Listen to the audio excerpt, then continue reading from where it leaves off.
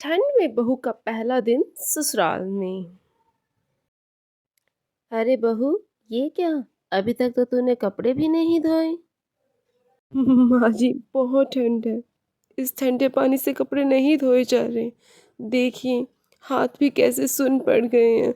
अब और कपड़े नहीं धोए जाएंगे। ओ क्या, तुझ महारानी को गर्म पानी ला के दूं? शादी से पहले तुझे तेरी माँ ने कुछ काम नहीं सिखाया क्या? तू कोई काम नहीं करती। अरे विमला की बहू को दे, कितना काम करती है। कुछ भी नहीं टालती, उसकी कितनी सेवा करती है। तेरी माँ ने तो तुझे कुछ भी नहीं सिखाया। अरे जो भी काम बोलो, सारे कामों में आनाकानी करती है। जैसे अपनी माँ के घर तो कुछ किया नहीं, कभी ठंडे पानी को हाथ लगाया नहीं। ये कहते हुए कुंती वहां से चली जाती है। हे भगवान, अगर मैं भाभी और माँ की बात मान लेती तो मेरी सास से मुझे ऐसे ताने सुनने को नहीं मिलते। सुरभि, उठ जाओ। सुरभि, अब उठ भी जाओ, सुबह के 10 बज चुके हैं। पहले कॉफी ला के दो भाभी। अरे हाँ बाबा, मेरे हाथ में है, तुम आंखें खोल कर तो देखो। उठ जाओ सुरभि मैडम, अब कब तक सोओगी? मेरे लिए पानी गर्म कर दो, बहुत ठंड है। इस ठंड में मुझसे तो ठंडे पानी में हाथ नहीं दिया जाएगा। अरे हाँ हाँ, तुम्हारा पानी गर्म हो गया है और कपड़े भी निकाल दिए हैं। अब जल्दी से तुम खड़ी हो जाओ। सुरभि बेटा, अब उठ भी जाओ। तुम दोनों ना होते पता नहीं मेरा तो क्या होता। मेरा बस चले तो तुम दोनों को दहेज में मेरे साथ ले चलूं। ठीक है, ऐसी बचकानी बातें सुनकर वो सब हंसने लग जाते हैं। सुरभि के मायके वालों ने सुरभि को बहुत ही लाड प्यार से पाला था।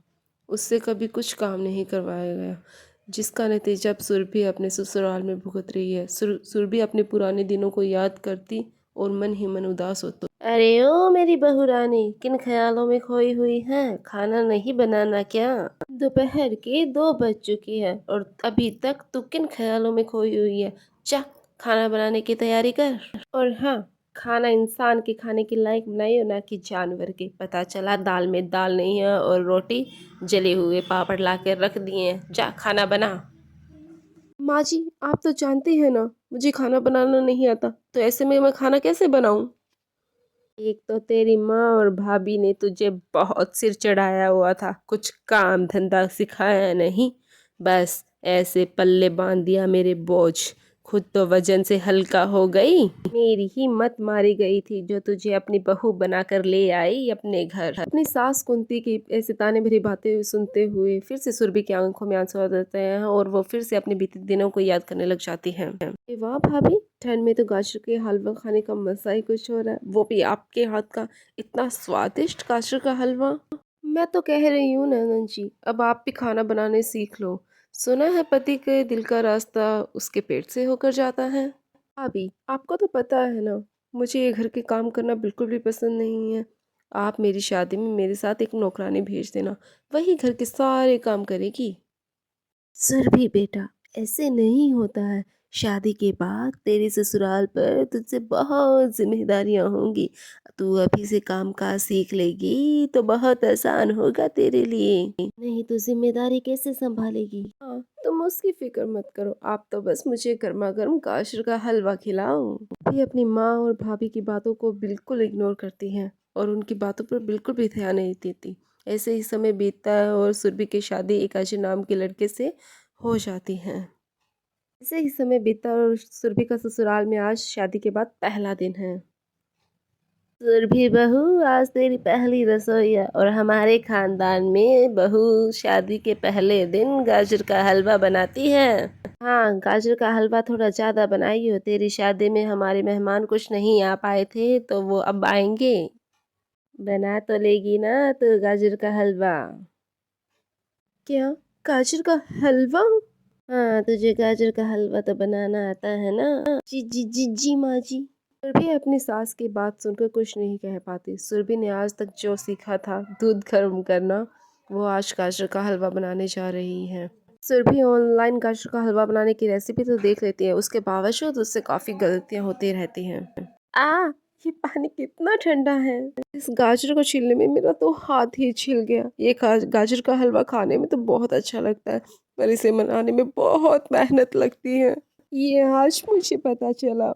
सुरभि जैसे तैसे गाजर का हलवा बनाती है, पर वो हलवा जल जाता है और जिसकी जलने की महक सूंघते हुए कुंती वहां रसोई में आ जाती है। अरे ये क्या सत्यानाश कर रखा है तूने रसोई का। तुझे गाजर का हलवा बनाना नहीं आता तो पहले बोल देती, इतना नुकसान करने की क्या जरूरत थी।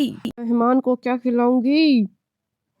बेड़ा गर्क हो तुम जैसी बहुओं का, सत्यानाश कर देती थी। मम्मा जी मुझे माफ कर दीजिए, ये सब मैंने जानबूझकर नहीं किया। अब खड़ी खड़ी मेरा थोबड़ा क्या ताड़ रही है, जा और जाकर बर्तन साफ कर ले। गाजर का हलवा तो तुझसे नहीं होगा, वो तो ठीक से साफ कर लेगी ना। बेचारी सुरभि ठंडे पानी से बर्तन मांजती है, जिसने आज तक एक चम्मच भी साफ नहीं किया, जो आज बड़े बड़े पतीले साफ कर रही है। कभी सुरभि के हाथ से बर्तन छूट जाता तो कभी टूट जाता।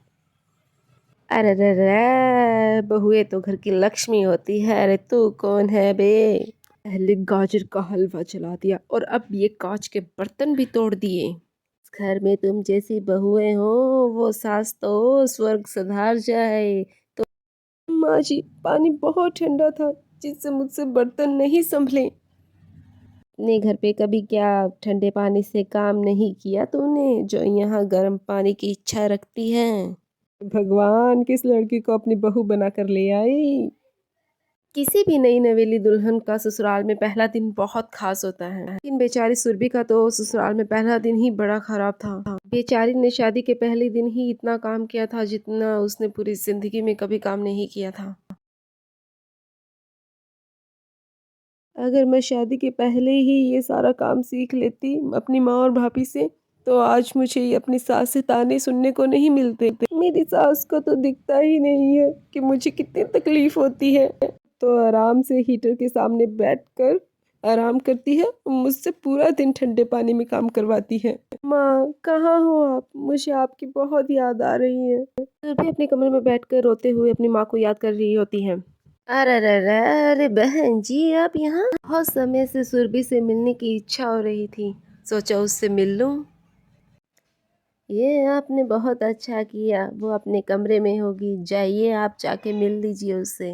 ममता जैसे ही सुरभि के कमरे में आती है, सुरभि अपनी माँ को देखकर अपनी माँ के गले लग जाती है और फुट फुट कर रोने लग जाती है। पगली, मैं तुझसे मिलने के लिए आई हूँ और तू ऐसे रोई जा रही है। आपने बिल्कुल ठीक कहा था कि मुझे घर के काम काज सीख लेने चाहिए थे। अगर मैं घर के काम काज सीख लेती तो मुझे आज अपनी सास से ऐसे ताने सुनने को नहीं मिलते। देखिए ठंडे पानी से काम करते करते मेरे हाथ कैसे सूज गए हैं, छाले पड़ गए हैं मेरे हाथों में। लेकिन मेरी सास को इससे कोई फर्क नहीं पड़ता, वो सब मुझे ताने देती रहती है। बेटा मैंने तुझसे पहले ही कहा था कि तू काम सीख ले, वरना तू आगे बहुत पछताएगी। लेकिन अभी भी देर नहीं हुई है, तू अभी भी सारा काम सीख सकती है। अच्छे से काम करेगी तो तेरी सास बिल्कुल भी नहीं डांटेगी तुझे। माँ आप बिल्कुल ठीक कह रही हो, अब मैं अच्छे से काम करूंगी, आपकी सास की नजरों में अच्छी बहू बनकर दिखाऊंगी आपको। और सुरभि की बातें कुंती देवी बाहर खड़ी दरवाजे पर सारी बातें सुन लेती हैं और उसे एहसास होता है कि अपनी बहू के साथ उसने कितना गलत। मुझे माफ़ कर दो सुरभि बेटा, मैंने तुम्हें बहुत ताने मारे, मुझे माफ़ कर दो। मुझे भी तुम्हारे साथ आराम से व्यवहार करना चाहिए था। वही काम मैं तुम्हें आराम से तो भी सिखा सकती थी, ऐसे ताने नहीं मारने चाहिए थे मुझे तुम्हें। प्लीज़ मुझे माफ़ कर दो बेटा। भी अपनी सास कुंती देवी को माफ़ कर देती है और वह ससुराल में खुशी खुशी रहने लग जाती है। कुंती देवी भी अब उसे ताना मारकर काम नहीं सिखाती है, जो कि अब बड़े प्यार से बेटी की तरह उसे काम सिखाती है। सुरभि भी अब अच्छे से काम करने लग गई है और पूरे ससुराल की जिम्मेदारी उसके ऊपर है।